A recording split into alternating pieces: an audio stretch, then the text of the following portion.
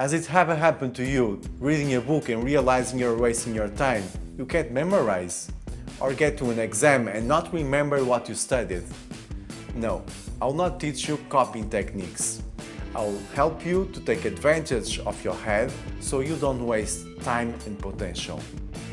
In this video, I'll cover 3 topics: nutrition to improve performance, saboteurs, factors that can frustrate our results, and tips for boosting a neurohormone that help us memorize like no other. The brain is an organic machine. When we increase its work, we call it metabolism in biology. We increase energy consumption, micronutrients to maintain performance, but also we increase the waste produced such as free radicals. The better we optimize energy, micronutrients and oxidation, the better the performance of the brain will be, like in a car engine. The human brain is only 2% of total body weight, but it consumes 20% of total energy, 10 times more than muscles. Eating sweets, sugar, refined carbs causes energy instability and forces to eat every 2 or 3 hours at the most. And if we lack glucose, the brain quickly decreases its performance. We become too much dependent on glucose. And the use of glucose generates a lot of free radicals, which triggers brain oxidation. If you have a diet based on bread, biscuits, sugary cereals and pizzas, your brain, in addition to excessive oxidation, may be in insulin resistance, which usually cause headaches, loss of performance and neurodegeneration, and of course, difficulty memorizing and maintaining focus. Do paleo, ketogenic or low-carb diet, or at the most, a diet based in whole and complex carbs. This allows the body to use fat and glucose in the proper way, preventing energy fluctuations. If you want to know more about this topic, watch my video Bad Carbs Against Good Carbs. I'll leave the link in the description below or somewhere above. The greater the mental effort, the greater the oxidation. That is why it's very important to increase the intake of antioxidants. For example, eating more berries, green tea or vitamin C. As a supplement, we could take ginkgo biloba. It's a plant that increases brain oxygen supply and also is very rich in powerful antioxidants. Omega-3 is the most important fat in the brain, and DHA, a type of omega-3, increases our resistance to stress and improves our cognitive performance. If you want to take it, take with a meal, like breakfast for example, 1 gram of DHA daily, not 1 gram of total omega-3, that's too low in DHA.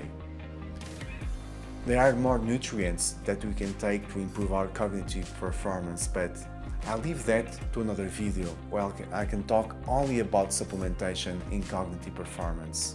What should not be missing is protein. If you are a vegan, be very careful, because if we do not have the necessary amino acids in the amounts that our metabolism needs to study, the brain will feel tired, unable to focus, with mood swings and difficulty to sleep. Green tea, berries, vitamin C or even ginkgo biloba and reducing the consumption of sugar and white flour improves our fight against oxidation. But when we talk about brain detox, there is something very important, we need to talk about it. Sleep is very important for memory consolidation and brain cleansing. During the first sleep stages, we produce melatonin, the most important antioxidant of the human body that helps in brain detox. If you can't fall asleep, or if you take too long time to fall asleep, you might have problems with melatonin production. In this case, you should see a specialist or at least take some melatonin supplements for a couple of weeks. If you are taking benzodiazepines to fall asleep, typical sedative medication, you should know that they impair your memory. There are natural solutions for reducing stress that do not cause this problem. And if the sleep lacks quality or if it's chemically forced, the ability to recover our energy and memorize can be seriously affected.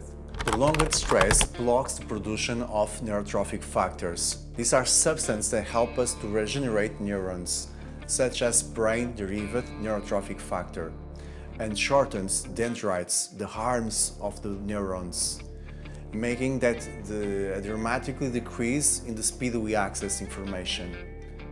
That's why people in chronic stress say they have a terrible memory and forget keys, wallet, or even the key in the backseat of the car. Solution: be careful in taking medication. As I said earlier, it can damage your memory. You should do sports, meditation, laugh a lot, sex, vacations, and take supplements that do not harm your memorization process. We all have a predetermined biological clock. Some are early birds, others night owls. Some study better in the morning, others at night. We don't produce all the same throughout the day. Find out what your chronotype is and sync it for increase your productivity. If you want, watch my video about chronotypes. Physical exercise. Doing sports release adrenaline. Practice sports on breaks or right after you finish studying every day.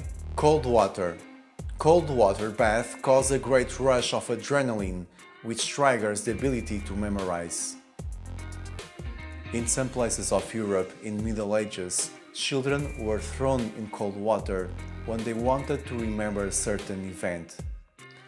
Do some cold showers or cold bath or go surfing on breaks or just after finishing your studies every day. Finally, some things are more easier to put in practice than others. For example, changing our addiction to sugar and white flour is very difficult, as it is to changing the addiction to tobacco. But if we improve only 80%, we already will notice a big difference.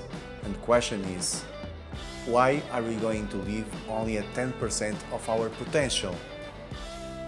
Don't you want to follow your dreams? What do you need? More memory and focus?